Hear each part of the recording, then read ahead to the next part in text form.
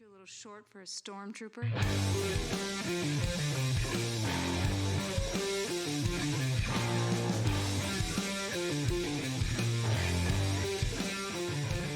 What's up, nerds? Welcome to another episode of the Multiverse Report. We are recapping the week's nerdy news from Yavin 4 to the Canyon of the Crescent Moon and everywhere in between.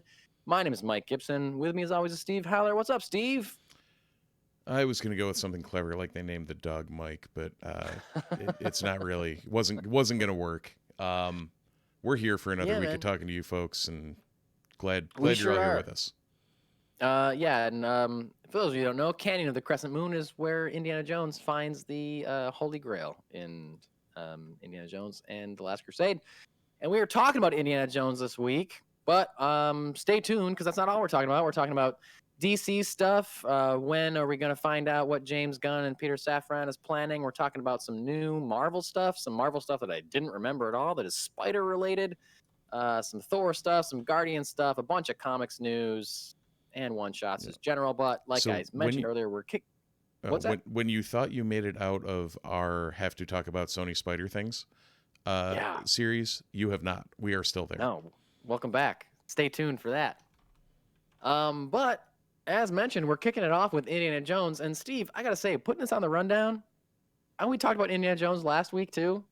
I like that we're talking about Indiana Jones more. Feels good. Like, it's not something we talk about that often ever, but it's kind of back, and it's going to be back for a little bit until this movie comes out. Oh, I just had a brain thing. Brain thing. I had a brain thing. Are we planning on discussing Willow? Because that's dropping this week, isn't it? Next week. Right. I thought it came out this week, and I looked it up, and it comes out the week after Thanksgiving. Okay. Cool. Yeah. So we have at least another week you mean to talk about that. Episode recap style? I got a hunch we're not going to do an episode recap style just because, but from a sheer time constraint standpoint. Oh, sure. But yeah, no, I think we will talk about. We should probably touch on that.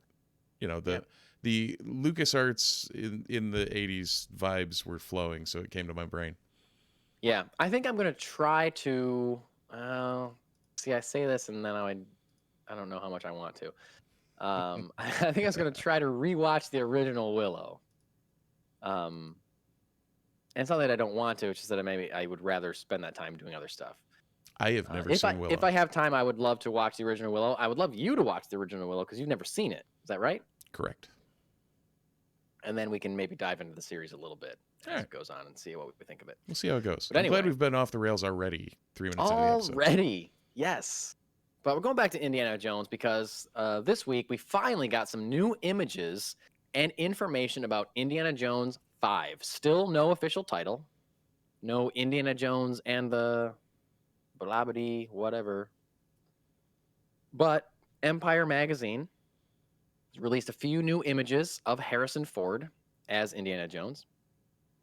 Also, some images of Mads Mikkelsen and Boyd Holbrook, as the film's villain. Guess what? They're Nazis. Classic Indiana Jones villains. That you know what? I thought about it. And I was like, they're doing Nazis again. I mean, I love when I see Indiana Jones punch a Nazi. That's like, it's part of the reason. It doesn't get much more Indiana Jones. Yeah, exactly. I was like, they're doing Nazis again, and I was like, you know what? True to life, Nazis just keep coming back. You think they're gone, or they're not gone. They just keep coming back. So yeah, sure, do Nazis again. So the information that came out is very interesting, and this is like a precursor to an entire big. We'll probably be talking about Indiana Jones again next week because I believe next week Empire Magazine is dropping this new issue that has a big feature on Indiana Jones 5. I don't know if the title is going to be released, but I'm sure there will be more images, more plot details, or more whatever interviews with Ford and the cast or whatever. But what we know right now is the movie is said to take place in 1969 against the backdrop of the space race, America versus Russia trying to get to the moon. Mads Mikkelsen's character is named Voller, and he is an ex-Nazi who has become a NASA engineer. Oh. Some of you may think that's far-fetched, but guess what? That happened in real life. Mm-hmm. Real life. A lot of early NASA engineers that helped us get to the moon were former Nazis. So, ba-bam. So they're taking this like real-life idea, adapting it into the movie. Indy, clearly, as we talked about, not a huge fan of Nazis. So when he learns that ex-Nazis are working for the American government, he's not a big fan of it. And then there's some kind of MacGuffin, as there always is in Indiana Jones films, like an object of great importance that Mads Mikkelsen's character needs, but also Indiana Jones' character wants or needs or wants to get to it before the Nazis can get it. So they're both after the same thing, like, you know, the Ark or the Stones and whatever, or the Holy Grail, all that kind of stuff. So and the still of Mickelson had a very, was it Tot from Raiders, the guy from Raiders, yeah. Yes, he's it had with, that like, the black vibe to it. hat, Yeah, the round glasses, Yep. yeah, that creepy guy. That was the first thing I thought. I was like, we've seen this guy before. Yes, I thought that same thing. Yep. Yeah, same kind of. I think it's definitely probably a reference to that other original character. Right. We also learned Phoebe Waller-Bridge, Bridges, is playing Indiana Jones's goddaughter, Helena. Not his actual daughter, not a love interest of any kind, just his goddaughter, which I think is interesting. Like, who is she related to that knows Indy well enough that they would ask him to be her godfather? You know what I mean? Yeah. I don't know. Marcus Brody, maybe? Who knows? I don't know. Holbrook is just born to play villains, isn't he? Yeah, he's a great villain. Like Sandman, this. Yeah, like, Sandman, Logan, Indiana Jones 5. Yep, great villain. So, Steve, my question for you and my question for myself. I generally like all of this. It sounds interesting. We also confirmed that Indiana Jones. They also confirmed that there's going to be an action scene set in 1960s New York City. Yeah, which I think is interesting. Yeah, but again, part of my problem with the previous Indiana Jones movie, Kingdom of the Crystal Skull, which is terrible. I rewatched it within the last year. He said the word. It's not good. I rewatched all the Indiana Jones movies over the last year, and I thought, you know what? Maybe Crystal Skulls will be better than I remember. For God's sake, it's directed by Steven Spielberg. How bad could it be? It's pretty bad. Pretty bad. Mm-hmm. But anyway, part of my problem with that is that they were like bringing Indiana Jones into some kind, spoiler alert for that terrible movie. There's aliens in that movie. That movie is about aliens and about finding alien artifacts, which I do not think vibes with Indiana Jones at all. And I'm not saying that, NASA's a real thing. I'm not saying there's going to be aliens in this movie, but it's a space race. It's a technological thing. And based on the original Indiana Jones trilogy, I feel like I prefer when Indy is going after mythic or magical religious artifacts, things like that people believe have power. And again, we don't know what he's going after in this movie because they have not revealed what the actual MacGuffin is. Assumedly, it might be in the title. Who knows what he's actually going to be chasing? But the fact that it's about the space race, the fact that there's like NASA and technology involved, makes me a little iffy. And again, I have more faith in this movie than I believe this movie probably will be better than Kingdom of the Crystal Skull. It's gotta be. Like, if you put out it's Crystal a low Skull bar, but and like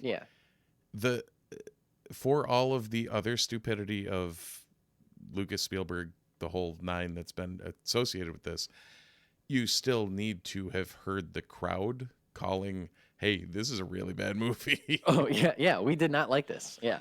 So I know historically Lucas has not really put much stake in what the fans think. For sure. If they're making an Indy 5, it's like it's kind of Spaceballs 2, the search for more money type thing going on, I think. Yeah. So why not give people what they want and not a shitty movie like the last one was? Right. And I think it could be interesting to see an action scene set in New York City, but also I don't know that I love Indiana Jones in a city. I want him in a jungle. Yeah. So I guess we'll see. They did release the very first teaser image we got was him walking across some rickety bridge in what was clearly some jungle thing. So obviously the whole thing is not going to take place in a urban setting. Right. And somebody was telling me, I think it was our mutual friend Adam, I think was telling me last night that he heard, I mean, this is hearsay because I don't know where he heard this or whatever, and I hadn't heard this, but he said that he had read something where they had a couple possibilities for endings and certain things did not test well with audiences and whatever. But I don't know. I haven't heard anything like that, so who knows whether or not that's true. But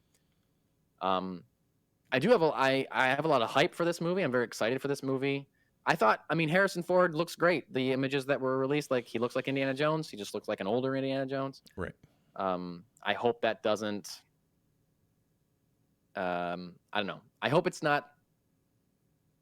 I think it's gonna be, but I hope it's not obvious that he's 80 years old. If that makes sense in this movie. Yeah. Yeah. But like, I know there's another movie recently that I don't want to say what it is in case people haven't seen it, where they brought back an original. It was like a sequel where they brought back an original cast member, and it's something that I feel like I should have been really excited about. And then when I saw it, I was like, ugh, I wish they made this movie 20 years ago, because I just feel like it's been too long. It doesn't really work. I'm now curious but what this franchise was. I'll tell you after. I'll tell you. Have I seen it? I don't know. I mean, you've seen parts of this franchise. I don't know that you've seen the one that I'm talking about. I think I know what you're talking about. You probably do. I think you probably got you. I'm so on does track. Probably everybody. Sorry if I spoil anything for everybody. But anyway, I know. What do you think about this information? Like the whole NASA, New York City thing? I mean, it's curious. Does that rub you the wrong way, or what? Crystal Skull was set in what, 57? Yeah. So this is 12 years after that. Yep. I mean, see that now you've got me worried about it. Well, see, like, it's not that I get it though. Until, like, you have to. This is where you have to set it, because Harrison Ford is 79 years old or whatever. You know what I mean? Like, you can't make it a prequel to Kingdom of the Crystal Skull, and you can't even set it 5 years after Kingdom of the Crystal Skull, because he's so much older. It would be unbelievable that it's only 5 years later. So you have to do that to make it real. But then also you're into all of this modern stuff where I'm just like, I just liked him in the jungle when he's on a propeller plane and that kind of stuff. But so I mean, I think they can do both. And I have, like you said, I have faith that the filmmakers, because it's not Steven Spielberg and George Lucas, I have faith that the filmmakers were like, yeah, nobody liked Crystal Skull for these reasons, so we're going to do it this way, although we do have to put it in a more modern setting just because of the time that has passed between movies and the age of our lead actor. So it makes sense. And I still have hope for it. I'm not down on this movie at all. I'm not doubting it. And it's going to be, I'll be very excited to see more images. I'll be very excited to see another trailer, or a trailer, I should say. Yeah, and James Mangold has got my trust. So yeah, James Mangold is a great director. Great director. I didn't put two and two together though. When you mentioned earlier Boyd Holbrook and Logan, I was like, yeah. Now I've put two and two together. Oh yeah, okay. Now I know why he's here. Yeah, Boyd Holbrook and James Mangold getting together again. So I'm down for this movie. I'm very hyped for it. I will go see it opening weekend. I don't care how bad it looks. Even if the trailer comes out and it looks bad, I'm still going to see it opening weekend. Doesn't matter. The last Indiana Jones movie, I'm going to show up. Oh, for sure. John Rhys Davies is coming back. That's right, as Sala. Yep. Yes, amazing. Another reason to go. Another reason to be excited about Indy 5. Can't wait to see what that title is. And, okay, so we spent a long time talking about that. Moving from that into... Oh, is that... no. Or not. Well, no, I'm just thinking, like, John Rhys Davies as Sala. It's like Welshman playing Egyptian. Awkward. Ooh. But I think because he's been that character for so long, you almost have to roll with it. Yeah, they're kind of stuck with it now. Yeah. They're not going to have someone else show up. That would, yeah. But yeah, that's a good call. And Antonio Banderas is apparently in it. Yes, I keep forgetting he's in it. I didn't know that, or like I think missed he's a bad guy in some too. Memo. Yeah. Oh, so they're just getting A-list bad guys? Why not? Yeah. Why not? Right. It's a Spielberg-produced indie movie. Yeah, like, right? what the hell? Yeah, you don't want to be in an Indiana Jones movie as the bad guy? Right. Awesome. Yeah, of course you do. Of course you do. So all right, moving on to some DC. I was gonna say this is now an Indiana Jones fan cast. Yeah, I know. Yeah, we also talked for 10 minutes about Indiana Jones movies before we started recording, so True. we're just very on the hype train for indie stuff. Apparently, right now, I think we're both gonna stop recording this tonight and go watch Raiders of the Lost Ark. But moving into some DC stuff, James Gunn and Peter Safran apparently are roughly 2 months away from presenting their quote-unquote DC Bible to Warner Brothers Discovery executives. David Zaslav gave an interview this week saying that Gunn and Safran are, quote, close to unveiling their 8 to 10 year plan, and it'll be presented to them in the next 2 months. Now, this is slightly different. David Zaslav initially said they're going to have a 10-year plan. Now they're saying 8 to 10 years. That I'm sure could be stuff that came out within the discussions with James Gunn and Peter Safran, whatever. And he was quoted as saying, I think over the next few years, you're going to see a lot of growth and opportunity around DC. There's not going to be 4 Batmans. Part of our strategy is to drive the hell out of DC, which James and Peter are going to do. I think they've thrilled the fans. I think they're going to thrill you over a period of time. That's a weird way to end that quote. I think they're going to thrill you over a period of time is a weird non-committal way I think to there's say a that. lot of weird stuff in there. Like, Yeah, I don't think he's great at giving sound bites, this guy. No. Yeah. There's not David going to be 4 Zaslav, Batmans. CEO of Warner Brothers Discovery, for those of you who don't hear us talking about him every week. But Right. There's not going to be 4 Batmans. What are they just going to knock off Batmans? Because I mean, as of next year, there's going to be 3. Right. Because both Keaton and Affleck are in The Flash, and Robert Pattinson's not going anywhere as of right now. So I think he thinks we care about that more than we do. No. Like, there's 3 Captain Americas on the Marvel side right now. Yeah. I mean, Chris Evans, obviously he's retired, but we got Chris Evans, we got Sam Wilson, and we got Captain Carter. Like, we've seen 3 different versions of that character. And we have Isaiah Bradley. Hey, yeah, and Isaiah Bradley. Yeah, exactly. Who's going to be in Captain America 4? So, like, yo, we're fine with it. Right. We audiences can understand the difference between Robert Pattinson and Ben Affleck or Michael Keaton. Like, we get it. Mhm. It's fine. We understand. Michael It's 2 Keaton different does not universes. look like Robert Pattinson. Not at all. Not at all. And I really can't There's see... 17 Jokers. Yeah. How many Jokers do you have? Exactly. Dude. Are there 3 Jokers right now? There's... Phoenix, Leto... Phoenix and Koenig. Is that his last name? Keogh. From... Yeah. Yep. From the Batman. Yeah, Barry Keogh. You currently have 3 Jokers. You currently have 3 Batmans. So you're just saying what? You're just not going to add a 4th. Yeah. I guess. Like, yeah. We're capping it at 3. There can Exactly. only be... There won't be 4. It's like there a will be shitty 3. Highlander. There can only be 3.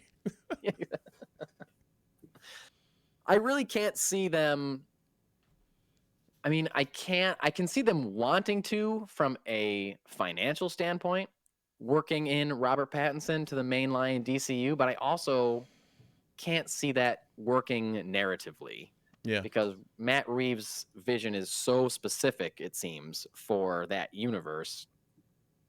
I don't really, I can't really see, or nor do I currently want to see, like, a Superman show up in that version of Gotham City. Right. You know, I don't want to see Henry Cavill show up there.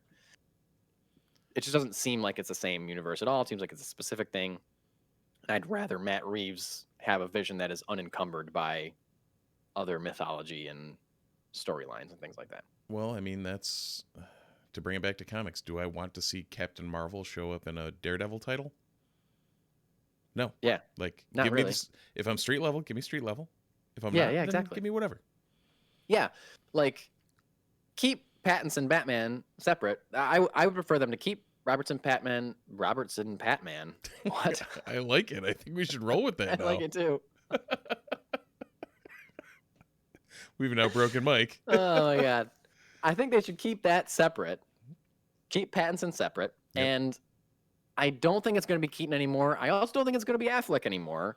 Right. So I feel like they're probably going to recast a Batman for the DCU, and then there'll just be 2. There'll be Robert Pattinson, and there'll be whoever the new one is. And, like, give me the new one, or the new mainline DCU has to be a Batman that you can believe whatever, goes to space and hangs out with Superman. Batman. Robert in Pattinson was space. not conceived as a Batman that can hang out with Superman and go to space.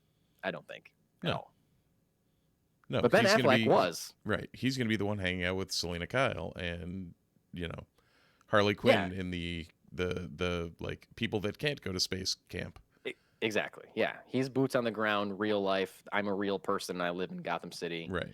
Whereas whoever is going to take over for Ben Affleck, whether or not that's even going to be the same character, I don't know. Like this whole like whatever vision James Gunn and Peter Safran have for this 8 to 10 years, I'm very anxious to see what that's going to be. And I know once they start revealing stuff, they're not going to give us everything at once because they're going to like, you know, build to something, assumedly. But we're 2 months away from finding out anything, which I think is a lot to build an entire 8 to 10 year plan within 2 months because they just took the job in early November, and it's end of this like it's late-ish November. They're talking about by January they're gonna present it to Warner Brothers. Like that's not a ton of time to map out a complex DC universe, and I feel like I don't know, like good for them if they're gonna do it. Well, you also know Gunn probably had like a 7-page binder on or 7. I'm sure he had to pitch a rough idea before he got the job for sure. Yeah. So But, like he's like, definitely he likes the characters in that enough that he's probably got this massive magnum opus already built in his brain. Oh yeah. I mean, they went into that meeting with a pitch. Yeah. For sure. They're like, this is what we want. We want to start here. We want to end here. You know. Now they're ironing out more details, but I'm sure that's not like finite details because it's not like James Gunn is directing all these movies. He's just gonna say like, yo, here's gonna be you have to make a Wonder Woman movie where this happens, or you have to make a Mr. Terrific movie where this happens, or whatever.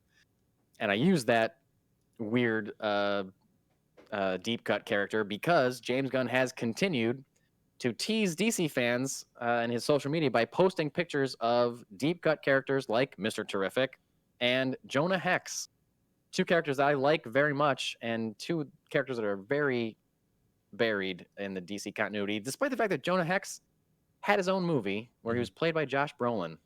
The movie also starred Megan Fox and what's that guy's name? John Malkovich. Oh, that is not the John I expected. Yeah, I watched it recently. It's really terrible. Really, really bad. Oh, you'd be proud of me. Down at for anyone listening, our local comic shop, Funky Town Comics and Vinyl, had their grand opening this weekend, and I was down talking to some people, and you will be very proud. Somebody was like, "Who is Dr. Fate?" And I was able to explain it to him thanks to your tutelage. I was like, "Well, he's kind of like Doctor Strange, but he came before him." But went on to this. I'm like, "Oh, Mike's just coming out right now." Congratulations, buddy. Yep. You've taken your first step into a larger world. But yeah, and the fact that I like Jonah Hex a lot. He's like a cowboy, like a desert. He's like a Confederate soldier that deserted the Confederate army, and then he's like horribly scarred, and you know he's like a rough and tumble cowboy guy. He's a cool character. And Mr. Terrific is like a genius level intelligence in the DC universe. You could almost say he's fantastic. I'll say he's fantastic. Yeah, he's like he's a prominent black man or black character in the DCU. So I think it's smart for them to kind of bring him to the forefront.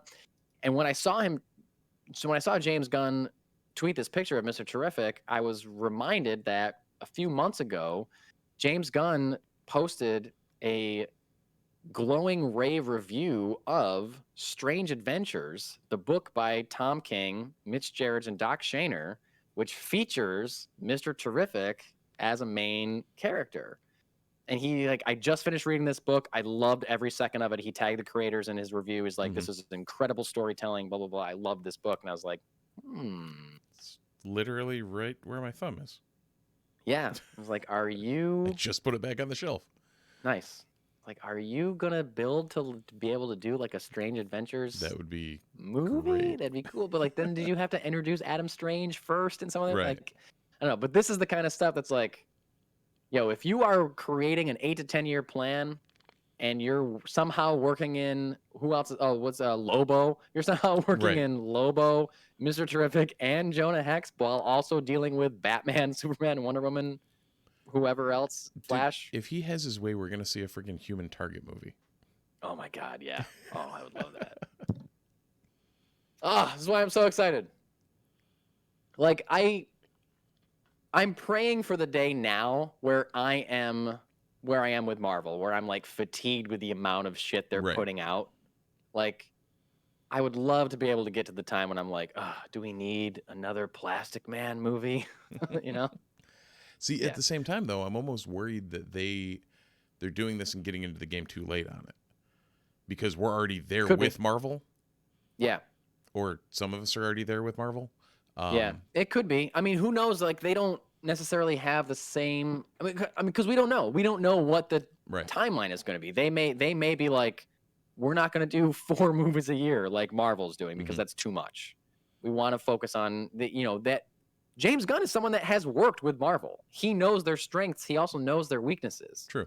So he may be like, over there, they're doing this and it's wild and we cannot do that because it's like a strain on everybody. We cannot work the way that they're working over there. We have to do this and it's a better formula.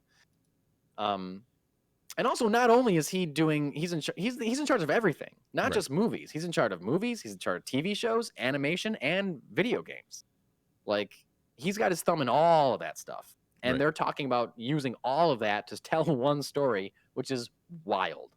So if that's what they're doing, like Marvel is just telling that story with movies and shows, maybe it won't be quite as fatiguey if it's like, we have to wait for this next video game or whatever to come out. I know, who knows? But all of this is why I'm very excited to see what they say. James Gunn also confirmed there were some people on Twitter and social media that were like claiming they knew what was going to happen or claiming they heard a rumor. And Gunn came out and kind of squashed it and said, right now, no one else other than him and Peter Safran know what their plans are. They literally haven't told anybody. There's been no castings. There's been no plans decided other than what's already been filmed or what is already in production. So like, The Flash, Aquaman, The Lost Kingdom, that stuff's out of their hands. Things that are maybe currently filming right now, TV shows, whatever. And this puts kind of a question mark around that conversation that he had with Jason Momoa that we talked about, was it last week or 2 weeks ago, where Jason Momoa got off the phone and said, I just talked to James Gunn and one of my dream projects is coming true. And we were like, is this going to be a Lobo thing? Is he going to do both Lobo and Aquaman? Like, what is this going to be about? But, he's saying he's not talking to anybody or not telling anybody the plan. And maybe he's talking about the grand plan, but seemingly Jason Momoa knows something unless Jason Momoa is just lying.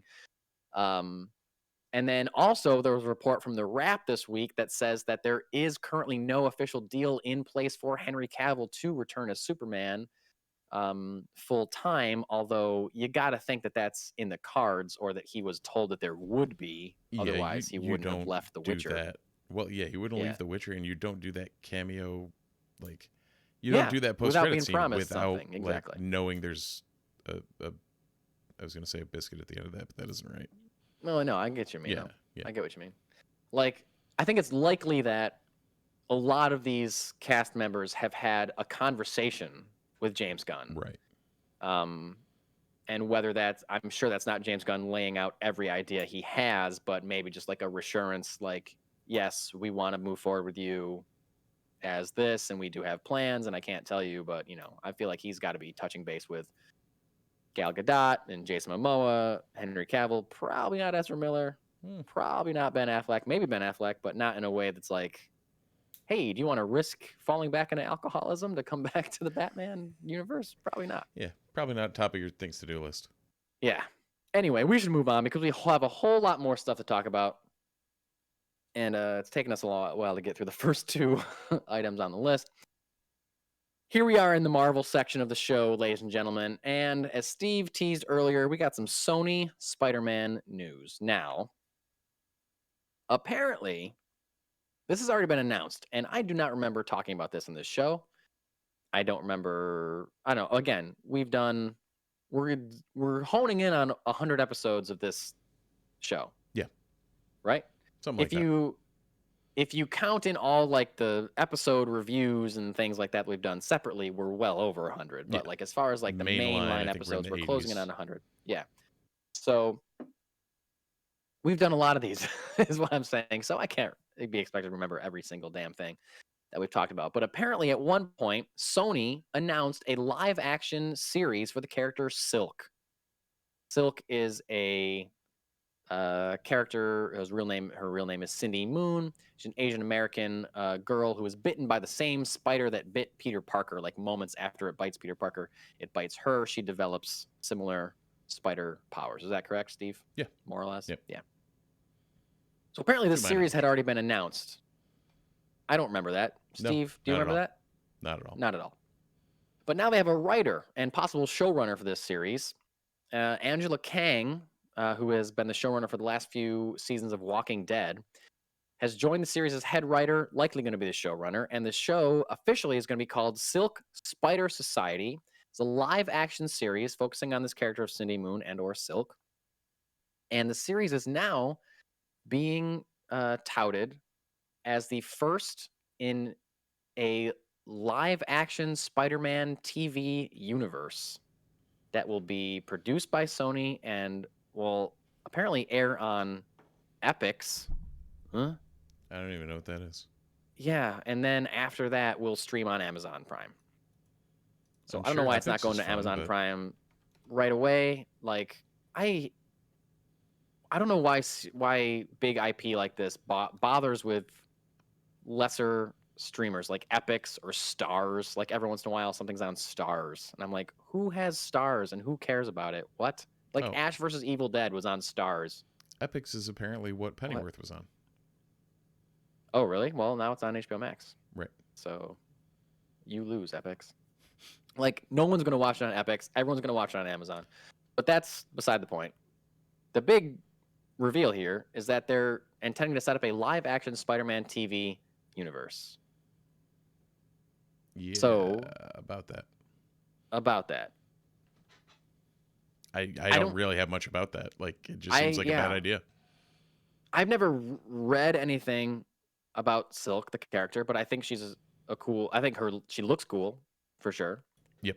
And I like the idea of her, and I know that she has like a connection with Peter Parker in the books. But like, Sony, what are we doing here? What are we doing? Like, is the TV universe going to tie into the weird villain movie universe that they have? Is it going to be a secondary live action Spider-Verse? And why are you have you not learned the lesson that so many other studios have learned, where you don't announce a shared universe until you have a thing that people like? Everyone points at Universal's Dark Universe, which is going to be like a monster, like they're monsters all existing in one universe, and they announced like Angelina Jolie was going to be the Bride of Frankenstein, and Javier Bardem was going to be Frankenstein, and Johnny Depp was going to be the Invisible Man, and it was going to kick off with The Mummy starring Tom Cruise and whatever, and that movie sucked and no one wanted to see it, so they canceled the whole thing. Maybe don't announce a universe until you have something that's good, that people want to see a universe sprawl from. So who knows about this? I'm down for, like, I'll watch spider stuff, sure. And if you know what, the most intriguing thing to me about this is that it's not about a villain. It's about a hero. It's about a spider-powered hero. It's not Peter Parker. It's not Miles Morales. But I don't care. It's Cindy Moon. It's Silk. And she's going to be fighting crime with spider powers. Yeah. And that's going to give me a reason to care about her. And it's not going to be just like a villain that I'm just waiting until they fight a character with spider powers. You know? Yeah, no, I don't know. It's weird though. Like, why? Why? Yeah. Like I mean, yeah. I'm not saying why about the Silk thing. Like that seems like okay, that makes sense. It's the why are you touting this as a start of a thing? Like you're saying. Yeah. Like are we going to anticipate seeing like Jessica Drew and Ben Reilly and like all of the Spider Peoples? Yeah. Or and like, then you're are like, we getting into the Clone Saga? Are we going to see the whole Clone Saga? Yeah. Because then you're opening the door for questions of like, well, where's Peter Parker? Right. And if if he is going to be in this, is it going to be Tom Holland? Who's going to be? Are we going to get another live action Peter Parker? No, we can't have 4.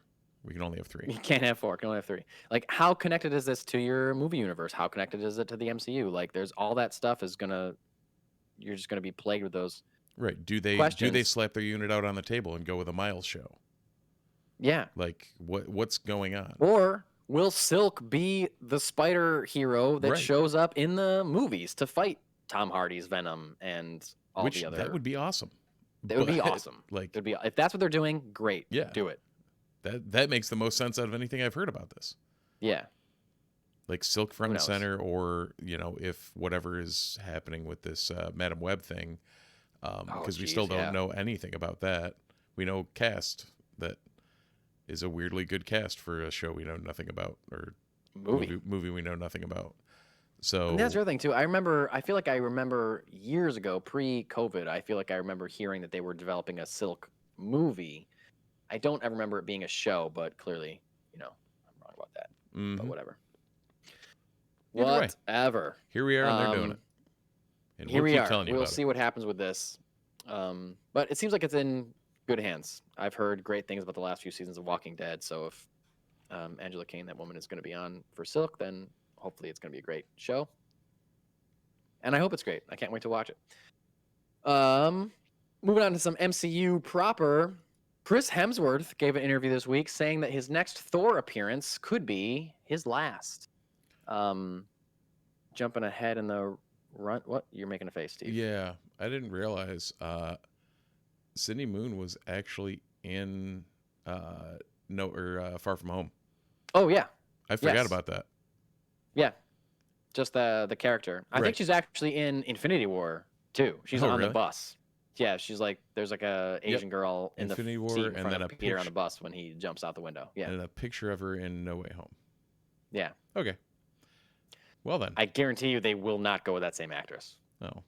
Okay. I'm sure they will recast, which is dumb. Why would you have anything established? Why would you have that continuity going? No.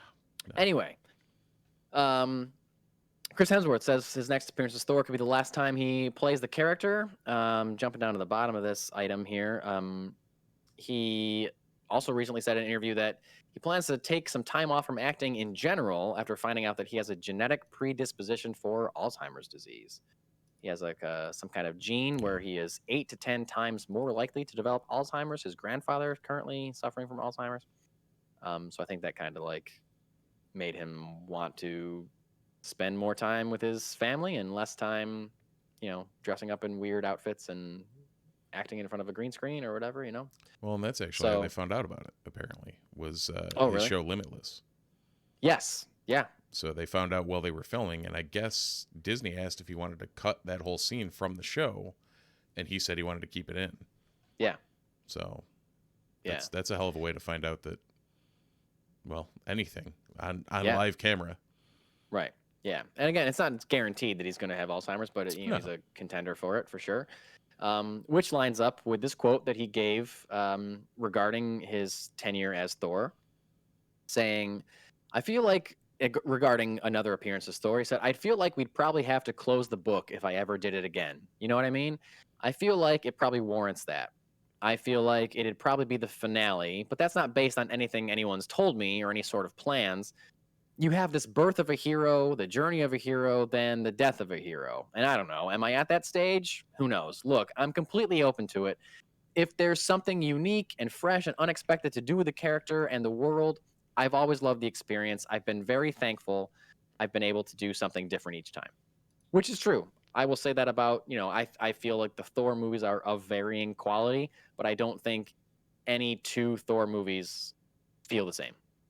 And that's kind of true with, I guess he feels like the same character in Infinity War and Endgame, but, that's a different vibe than the Thor movies are in general too. So, yeah.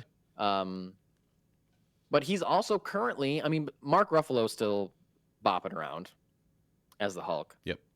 But other than that, Thor's the only, Thor and Mark Ruffalo are the last two OG Avengers hanging out. Well, Hawkeye's around, but he's seemingly retired.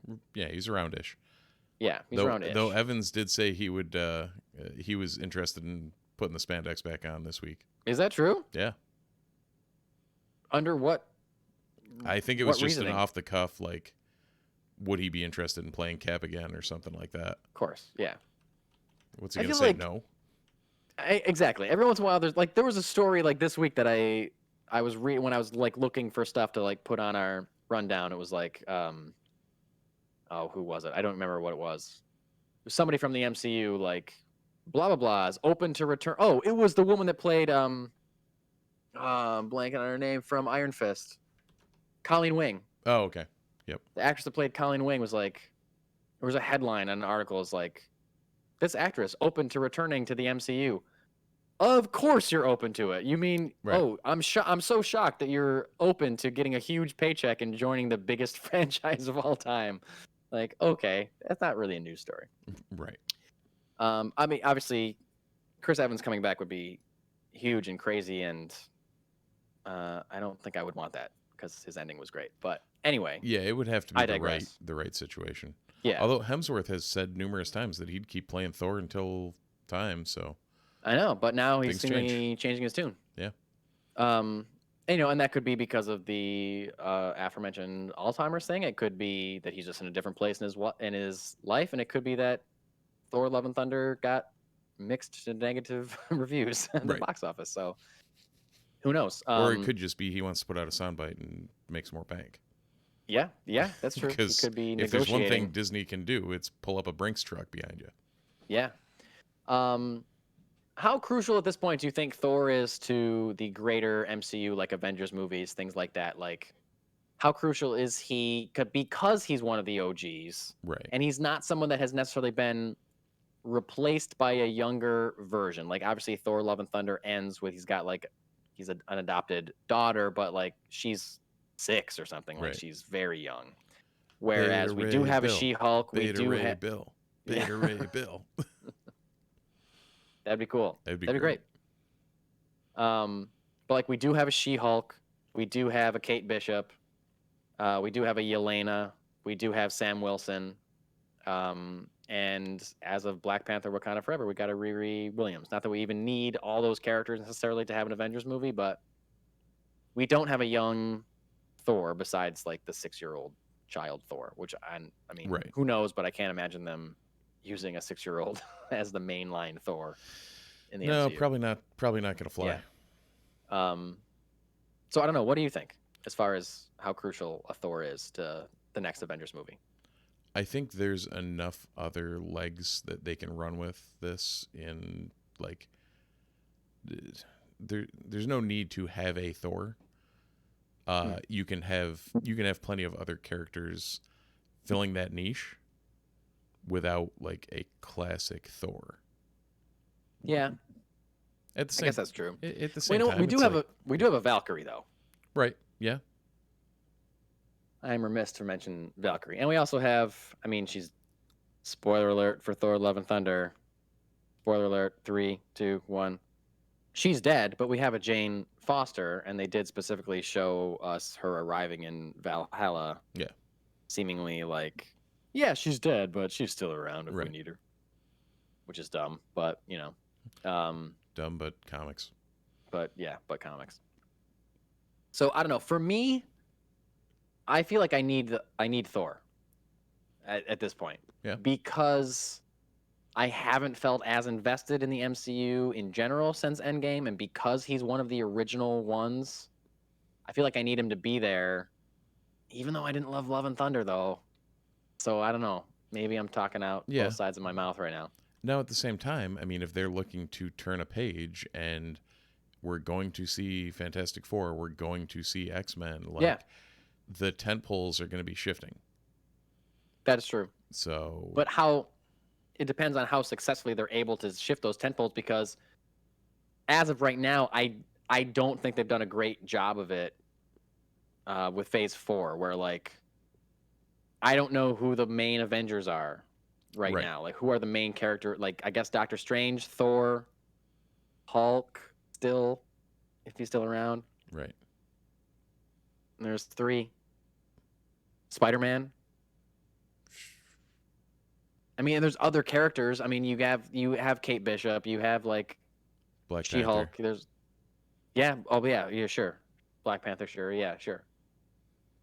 But yeah, I don't know. So for me, I mean, Ant-Man, of I course, guess, will is be still back. around. Yeah. Well, we don't know if he'll make it through, but it's Paul Rudd. He doesn't age, so he's got to keep playing him. Yeah, exactly. So anyway, I know. I feel like I need Thor. I feel like maybe he lasts through Secret Wars, and maybe he's the sacrifice, the way that Tony Right. went out. At the end of Endgame, maybe it's Thor's turn to make that. That'd be cool. Yeah, that would work for me. Speaking of characters that we will see more of, but maybe not for too much longer, James Gunn. You may remember us talking about James Gunn in regards to him creating the new DC universe, but remember him? He also created a bunch of stuff for the MCU, including the Guardians of the Galaxy, mostly the Guardians of the Galaxy. He gave a few quotes talking about Guardians of the Galaxy Volume 3 and the future of the characters. It's kind of in reference to the fact that the Guardians of the Galaxy holiday special comes out this week. Reminder for all you listeners, I believe it comes out the day after Thanksgiving, this Friday. Yeah, I think Friday. I believe. By the way, happy pre-Thanksgiving to all of our listeners. Yeah. This is our last episode before Thanksgiving. This Friday is the debut of the Guardians of the Galaxy holiday special. It's been getting very great reactions and reviews from what I've seen so far. And from what James Gunn has said, it will partially set up Volume 3. It is essential viewing to know where the Guardians will be before the onset of Volume 3. So according to him, it is essential MCU viewing, not just a one-off, like, fluffy kind of special. James Gunn says in regards to him leaving Marvel and leaving these characters where they are, leaving the Guardians of the Galaxy franchise, he says, I feel really comfortable. I feel really good. We did this. I think it is a bit goofy and fun that the Guardians needed an aperitif for Volume 3, talking about the holiday special, which is an enormous film. But I've had a plan from the beginning. The reason why I needed to finish this is because I love the character of Rocket more than any other character I've ever dealt with before, and I needed to finish his story, and that is what Volume 3 is about. I absolutely needed to do it, and I think we've done it in a spectacular way that I can't wait for people to see. Also went on to talk about the future of the Guardians of the Galaxy characters, saying it's not ever going to be the same group of characters for a lot of different reasons. Who knows what will happen with the Guardians franchise in regards to future characters, but in terms of this group of characters, this is the end of their story. So, Steve, if I can ask you to remember well over a year and almost 100 episodes ago to our very first episode of the Multiverse Report. Oh, boy. Do you remember the first story we talked about? No, I have no clue. The first story we talked about on our very first episode of the Multiverse Report was an interview or quotes given by, now I'm blanking on his name. How am I blanking? Dave Bautista. Drax the Destroyer, saying that he's done playing Drax after Volume 3, and nobody's going to recast him. He's done. And our conversation was, does this mean he's going to die? Does this mean that he's just, what are they going to do with the character? What's going to happen? So everything that James Gunn says here is in line with Dave Bautista saying, I'm done after this. I'm not. And, I think Dave Bautista was also saying that he thought they kind of dropped the ball with his character as far as, like, his vendetta against Thanos, and that he didn't really get a part in that final battle in Endgame or anything like that. So it's kind of a bummer, which I agree with him about. So we're getting a Rocket-focused story in Guardians 3, and then who knows? Are all these characters going to die? What's going on? What do you think, bud? I don't know.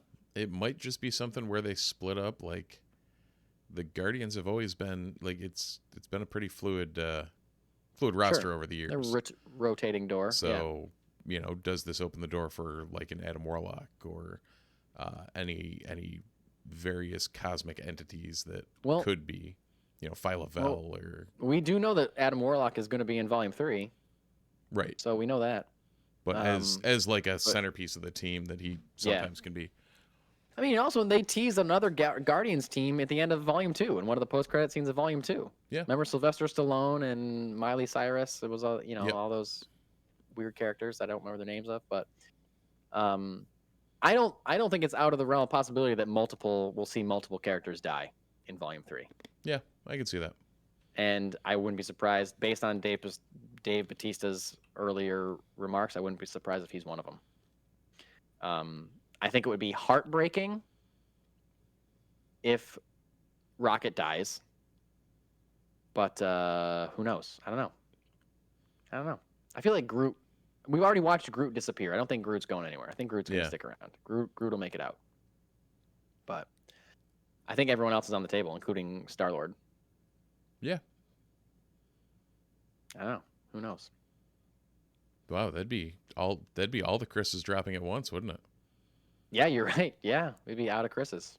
We have to get Chris Pine into the MCU. Right, we'd have to bring him in to. Yeah. Oh, that'd be great.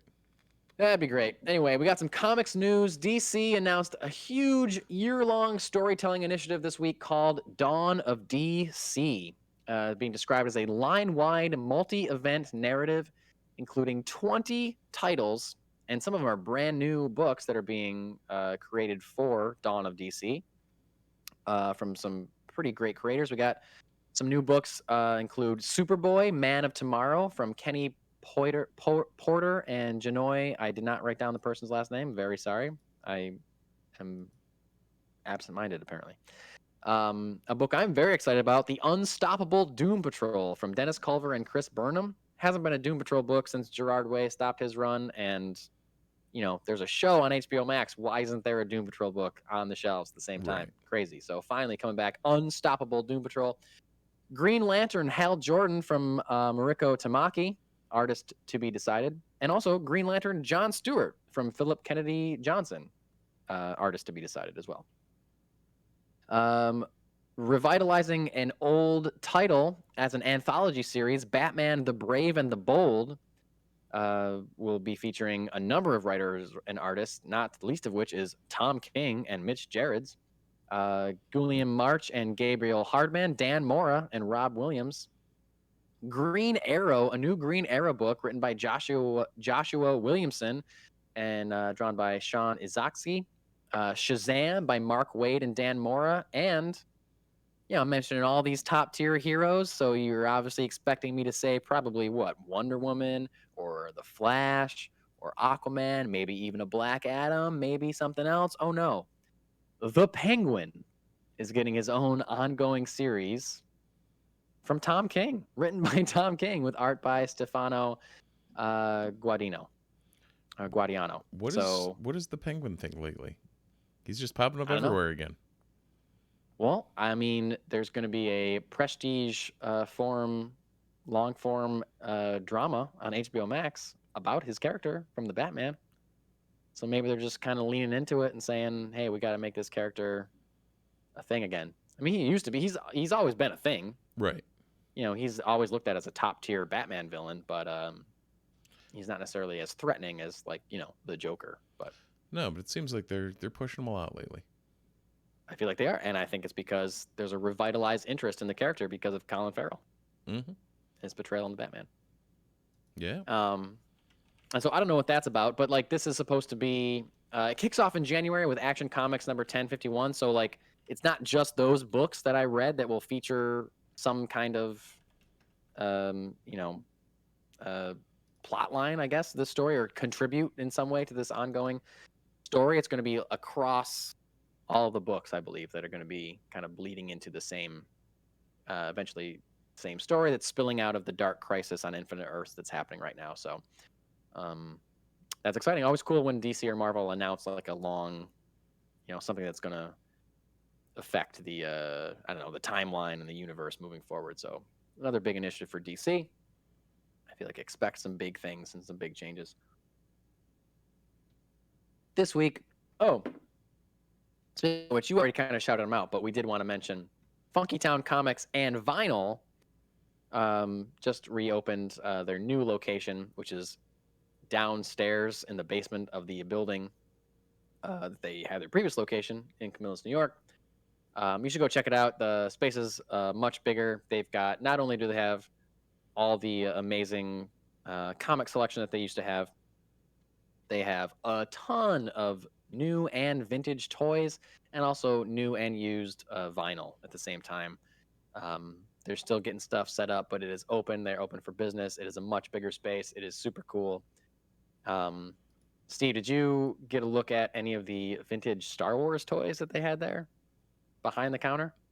No, I completely spaced on Oh, those. dude, they had an original in the box Millennium Falcon. Oh, I did see that. And the Yeah, it Ewok wasn't Village? not unopened, Yeah. not like mint in the box. No, but but it was they the had old school. the box. Yep, the old Yeah. school Kenner box and everything. Yeah.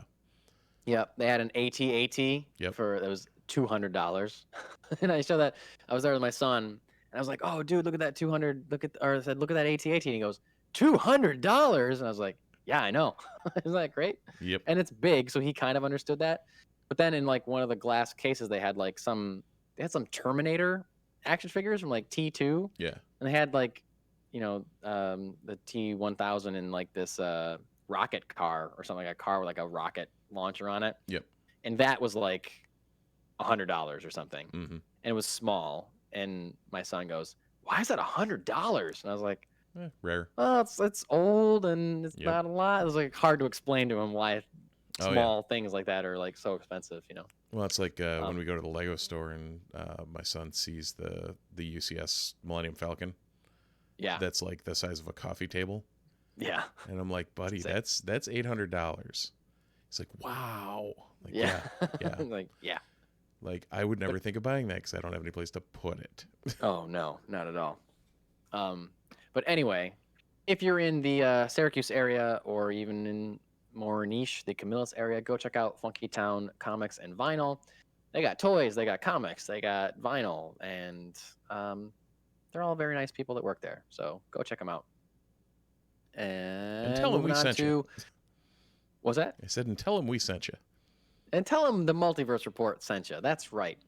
And speaking of comics, these are some things that you might find this coming Wednesday if you check out Funky Town Comics. Action Comics, number 1049. Alien, number 3. All Out Avengers, number 3. Batman Scooby-Doo Mysteries, number 2. I put that on my pull list this week, so I'm going to go pick that up at Funky Town for my son. He loves those things. Daredevil, number 5. DC Horror Presents Sergeant Rock versus the Army of the Dead, number 3. This book is getting great reviews. It's only in its 3rd issue, so jump on that if you're into, soldiers, but zombies at the same time. Defenders Beyond, number 5. Detective Comics, number 1066. 8 Billion Genies, number 6. Harley Quinn, 24. Human Target, number 9. Midnight Suns, number 3. Nobody's Girls, number 1. Once Upon a Time at the End of the World, number 1. Great title for a book. Punchline, The Gotham Game, number 2. Star Wars Revelations, number 1. Star Wars Yoda, number 1. Yoda getting his own book in the Star Wars universe. Stuff of Nightmares, number 3. Tim Drake Robin, number 3. Vampirella Strikes, number 7. X-Force, number 34. And Young Justice Targets, number 5. So much going on this week at your local comic book shop. Steve, you been able to read anything lately? No. I mean, there's some stuff I've caught up on, but it's like random issue here and there of whatever. I did. I was telling you before, down at their grand opening for Funky Town, I did grab the Star Wars Heir to the Empire Dark Horse number 1. Yes, you showed me that. Which that's been on my list to put on my shelf for a long time, and now it is on my shelf. There you go. So, yeah. How about you? Anything? I can't remember. Did I tell you last week that I finished Aquaman Andromeda number 3? No. That DC Black Label thing. A rare instance where I bought a comic and read it on the same day. Wild. I also read this past week. I bought the 26 for Something's Killing the Children. It was in my pull box. So yes, that came out last week. I haven't picked it up yet, but yeah, I'm gonna go get it this week for sure. And then I'm gonna just catch up on that entire series. I'm a few issues behind. I also read Riddler Year One, which was, if you remember, written by Paul Dano, who played the Riddler in the Batman. I thought it was gonna be a one shot. No, it was like a, end of part 1 kind of thing. I was like, oh shit, this is like an ongoing thing. Because the rest of them have been one shots, right? Yeah, I thought it was a one shot. No, this is different than the One Bad Day. This is like a Riddler year one okay, I got you. story, Oh, like like a telling classic year one. like Okay, I got you. Yeah. yeah, specifically his version of Riddler in the Batman, the Matt Reeves, the Right. Batman movie, kind of like leading A up look to at how he him. got there. Right. And I thought it was going to be a one shot, and it was no, it was Might be a it's mini. an ongoing thing. I don't know how many issues it is, but Nice. it was very good, especially for I have recently rewatched the Batman. And so it's kind of like fresh in my head, and like I saw they were really like connecting dots and like giving it a good through line. It was really good. Oh boy. In breaking news, literally breaking news while we've been recording this. Wow. Okay. What's up? And ancillarily connected to what we discuss, seeing we talk about their company all the time, the mouse is in a bit of an uproar as Bob Iger returning immediately, replacing Bob Chapek. Whoa! Like, what? Effective immediately. Are you kidding me? No, being reported everywhere. So Bob Iger is officially back, and after the mess that has been Chapek's tenure, he is out the door. Wow. 11 months. Oh my God. I was trying to figure out how to hold off on saying that while you were talking about comics. I'm like, oh, don't break right in. But yeah, that's huge. Yeah, in stunning turn of events, the Walt Disney Company says that Bob Chapek will step down as CEO with Bob Iger returning to lead the company. Oh my God. Signed on for 2 years. Insane. I mean, yeah, he sucked as a CEO. He didn't know shit about the company that he was running. Oh, shares of Disney had dropped 41% under his watch. Wow. Wow. So Iger signs, I guess, right? 2-year deal, mandate from the board to set the strategic direction for renewed growth and to work closely with the board in developing a successor to lead the company at the completion of his term. So, wow. You're going to come back in, you're going to unscrew things, and you're going to find your successor. So, wait, you said Iger signed on for 2 years? Yeah. Wow. Wow. So, yeah. I think I feel like that was worth the breaking news tag. Oh, for sure. That's huge. I feel like there's probably going to be more that comes out of this that we'll be able to talk about next week. For sure. Yeah. Yeah, 100%. Wow. And in the interim, I'm sure our friends over at Heroes of the Disney Galaxy will be discussing this.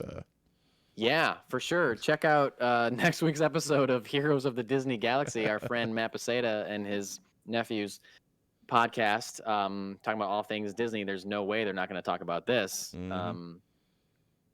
Depending on what the fallout from this is, it might be worth seeing if we can talk to Matt and get some information from him. Absolutely. That's huge.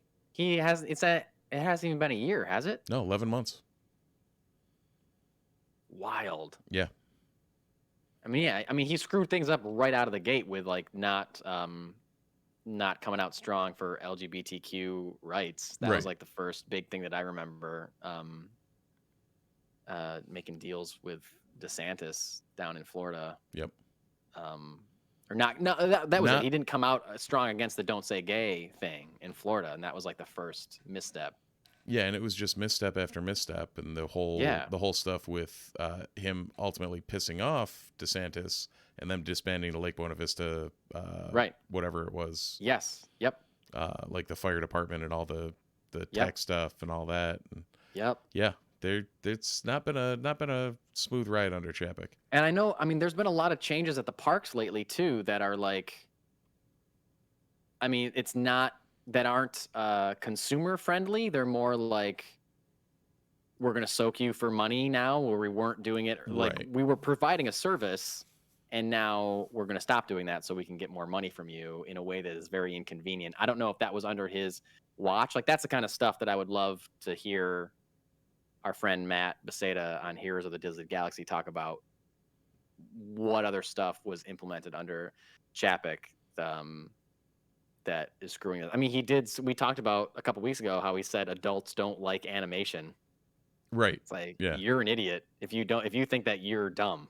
You do not understand the company that you're running if you're saying that. Like maybe that was the nail in the coffin. I'm just like, okay, this guy doesn't get it at all. At all. So wow. Definitely worth breaking in for sure with that news before we dive into one shots here. Absolutely. Wow. So that was our first one shot. Yeah. First reactions to Chapek leaving. Immediate. Wow. And I'm sure we'll talk about it more next week as more stuff comes out and more quotes are given and more plans are put in place. I'm sure we'll hear more next week. Well, speaking of Disney, let's go into our first one shot. Let's do it. The first 2 episodes of Andor, the aforementioned amazing show. Go check out our review podcast that dropped right before this one if you haven't yet. Don't go watch or don't go listen to that or watch it if you haven't seen the show because it's pretty spoiler heavy. We'll spoil the hell out of it, but go watch the show and then listen to our recap episodes about that. Right. Yes. So Andor will air on ABC, FX, Freeform, and Hulu this coming week. Woo. So I think since it was mired in the glut, I would say, of things we got at the end of August into September. That they're trying to kind of bring it back to the top of the heap. It'll air on ABC on Wednesday, FX on Thursday, Freeform on Friday, all at 9 p.m., and it'll run on Hulu. You'll be able to get the first 2 episodes from 11:23 to 12:07. I feel like they should have done the first 3 episodes. Yeah, the same way they dropped it on Disney. The third one is the payoff for the first 2, and they're probably like, we'll hook them with the first 2. If they want to see what happens, they got to go watch it on Disney Plus. I guess I get that, but give them all 3, and then if they want more of that, hey, there's more on Disney Plus. Go watch that. But yeah, I think the show's not as highly rated as some of the past Star Wars shows are, but they know it's great. Well, it's been highly rated. It's just not, the numbers haven't been there. Yeah, I meant like Nielsen rating. Yeah. Like when I say rated. Okay, I gotcha. The reviews are through the roof, but the numbers aren't there. The viewers aren't there. So I think they're like, hey, we got this great thing and we need more people to watch it. So, wait, what else do we own? Let's put it on those things too. Well, and this is a show that both of us have come out and said is the best thing they've done since the original trilogy. Easy. So. Easy. Yeah. It's good. Yeah. MIllie Gibson, no relation, has been cast as the newest Doctor Who companion. 8-year-old actress will play Ruby Sunday. Try that again. Cool name. 18-year-old. What did I say? 8. I said 8-year-old? Yeah, slightly really? different. That would be wild. Give the Doctor 8-year-old companion. 18-year-old actress will play Ruby Sunday, which is a very cool name. She'll be the companion to Ncuti Gatwa's 15th Doctor. We know that it's going to be a little bit of time before we see the 15th Doctor because, as we reported previously, apparently David Tennant's coming back under mysterious circumstances, which I'm very excited about. But here we are. We got the new companion. And David Tennant, looking forward to it. I did not realize his son was in House of the Dragon. I also did not know that until you sent me that picture earlier today. So Ty Tennant, who plays Aegon, young Aegon in House of the Dragon, is apparently David Tennant's son. Yeah. I learned something today. Wild. And also, David Tennant is married to, I think his wife's name is Georgia Tennant, who is the daughter of someone who played an earlier Doctor Who, like the 5th Doctor or something, like the 5th or 6th Doctor. That's awesome. So he's married to the daughter of a doctor, and he is also a doctor. And he is also the best Marvel villain they've done. Yeah, also, yes. So, fun times. Fun times. There's no good segue. Margot Robbie has confirmed that her Pirates of the Caribbean movie is dead. And I quote, "We had an idea we were developing for a while, ages ago, to have more of a not totally female-led, but just a different kind of story, which we thought we would have been really cool. But I guess they don't want to do it." I can see that. I feel like so many people associate the Pirates of the Caribbean movie with Johnny Depp, and the fact that he has been found guilty of spousal abuse by a court of law. I don't know that Disney really wants to make any more of a franchise that has his name all over it. or his image all over it. So that's a bummer because I love Margot Robbie, and I feel like I would love to see her as a pirate. That seems something that's wildly appealing to me. In my brain, I feel like they would have leaned a little too much into the Harley end of things, and it just wouldn't have worked. Yeah, I guess you'd have to differentiate the character, but I don't know. Yeah, let me rephrase. I don't think I have the faith that they would have been able. They would have had the discerning nature to be able to separate the characters.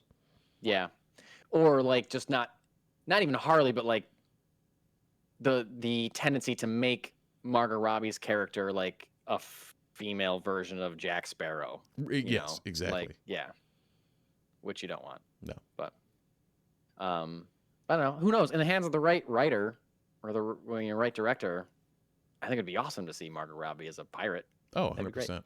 Yeah. Last one shot. Every once we don't talk about horror too much, but every once in a while we throw something in there if it's a franchise that we enjoy. An actress named Callie Spaney, I believe that's how you pronounce it, I'm not sure, is in talks to star in the new Fede Alvarez directed Alien movie. Spaney has appeared in Pacific Rim Uprising and also Mayor of Easttown. Fede Alvarez is known for directing horror movies Don't Breathe and also the 2013 Evil Dead remake, which is incredibly good. We talked about this, I think, when they announced it, that he had pitched an idea directly to Ridley Scott, and then years later, Ridley Scott still remembered it and called him to finally make the movie. Hey, let's make this. Yeah.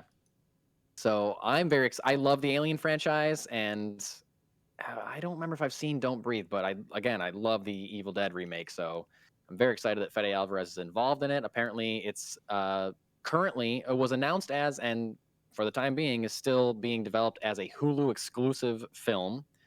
So not theatrically released, but kind of like in step with their sister franchise, the Predator franchise, which, I mean, Prey blew up Hulu and got rave reviews. So I think that maybe that's what they're chasing a little bit here. It's going to be produced by Ridley Scott.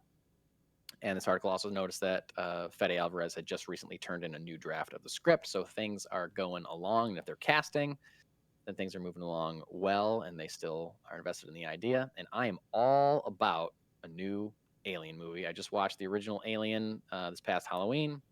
It's one of my favorite movies. It's definitely one of my favorite horror movies. It's so good. Best creature design, I really think, of all time. Like, nothing to me tops what that alien looks like, or the xenomorph looks like in those Alien movies. Just so cool. So looking forward to seeing more of that soon. And that is all I have to say. Let's wrap this up because it's late and I'm tired. Yeah, I think that's probably what we should do. Also, I really have to pee. Oh, there you go. Yeah. Well, so that Mike can go and do that, let's tell you guys to like, subscribe, find us wherever you can. Multiversereport.com, multiversereport@gmail.com. Please leave us a review wherever you can, either YouTube or your podcatcher of choice. And yeah, that's about what we got. Hit us up on the socials, and we'll talk to you there. Like and subscribe and share whenever you can. Thanks for watching. Thanks for listening. And until next time, we'll see you in the multiverse.